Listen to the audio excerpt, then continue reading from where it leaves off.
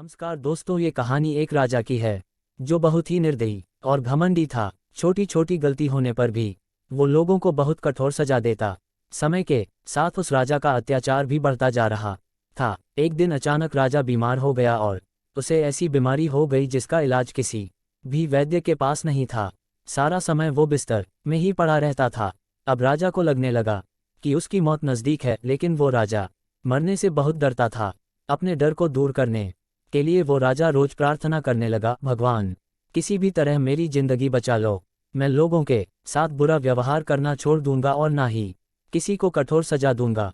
मुझे बचा लो, मैं अभी मरना नहीं चाहता। उसकी प्रार्थना सुनकर एक रात उस राजा के सपने में भगवान आए और उस राजा ने उनसे अपने जीवन की भीख मांगनी शुरू कर दी। उस राजा पर दया दिखाकर भगवान ने कहा, तुमने पूरी जिंदगी लोगों को परेशान किया है, लेकिन फिर भी अगर तुम कोई भी एक अच्छा काम कर दोगे तो मैं तुम्हारी बीमारी ठीक कर दूंगा और तुम फिर से एक नया जीवन मिल जाएगा। ये सुनते ही उसका सपना टूट गया और उसकी बीमारी भी ठीक हो गई।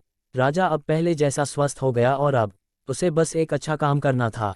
राजा बिस्तर से उठा हुआ देखकर उसकी पत्नी बहुत खुश हो गई और वो तुरंत उसके लिए एक थाली में फल और मिठाई खाने को ले आई। लेकिन राजा को बहुत जल्दी थी, क्योंकि उसे एक अच्छा काम करना था। तो उसे लगा कि उसकी पत्नी उसका समय बर्बाद कर रही है और गुस्से में उसने खाने की थाली फेंक दी और अपनी पत्नी पर चिल्लाते हुए वो बाहर की तरफ भागा। बाहर जाकर उसने अपने सैनिक से घोड़ा लाने को कहा। सैनिक बोला, महाराज आप लंबे समय से बीमार थे, तो हमने रोज की तरह सभी घोड़ों को घास चरने के लिए जंगल भेजा है और उनके आने में अभी देर है। ये बात सुनकर राजा को गुस्सा आ गया। उसने अपने सैनिक को मौत की सजा सुना दी और गुस्से में पैदल ही महल से बाहर निकल गया। थोड़ा दूर पहुंचकर राजा ने एक व्यक्ति को भीख मांगते हुए देखा। राजा उस भिखारी के पास गया और उसे सोने चांदी के वो सभी जेवरात दे दिए जो उसने पहने थे, जिससे उस भिखारी की गरीबी दूर हो गई और राजा का एक अच्छा काम भी हो गया। राजा खुश होकर अपने महल में आया और चैन से सो गया। फिर से भगवान उसके सपने में आए और बोले, मैंने तुमसे एक अच्छा काम करने को कहा था, लेकिन तुमने उस एक काम को करने से पहले भी कई गलत काम कर दिए। पहले तो तुमने बिना वजह अपनी पत्नी को डांटा और फिर तुमने अपने सैनिक को बिना किसी गलती के मौत के सजा दे दी और अब तुम्हारी जान नहीं बच सकती। थोड़ी ही देर में राजा की मौत हो गई। हम सभी को अपनी जिंदगी की वैल्यू तब पता चलती है जब हमारी लाइफ में कोई मुसीबत आती है। जब तक सब कुछ सही चल रहा होता है उस वक्त हमें खुद पर घमंड होता है। उस वक्त हम किसी को अपने से ऊपर नहीं समझते और हमें लगता है कि जो कुछ है बस हम ही हैं।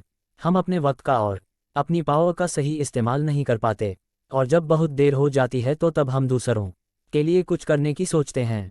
कई लोगों की आदत होती है जो अपने ही फैमिली मेंबर्स पर गुस्सा करते हैं, बेवजह लड़ाई करते हैं और बाहर के लोगों के सामने अच्छा बनने का नाटक करते हैं।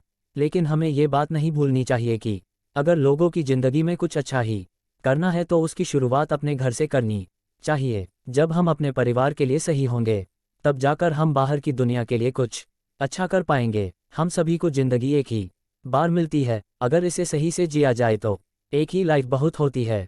सो फ्रेंड्स, ये छोटी सी मोटिवेशनल स्टोरी आपको कैसी लगी कमेंट करके ज़रूर बताना। ऐसी और भी मोटिवेशनल स्टोरीज पढ़ने के लिए इस चैनल से जुड़े रहें। इस कहानी को शेयर ज़रूर करें।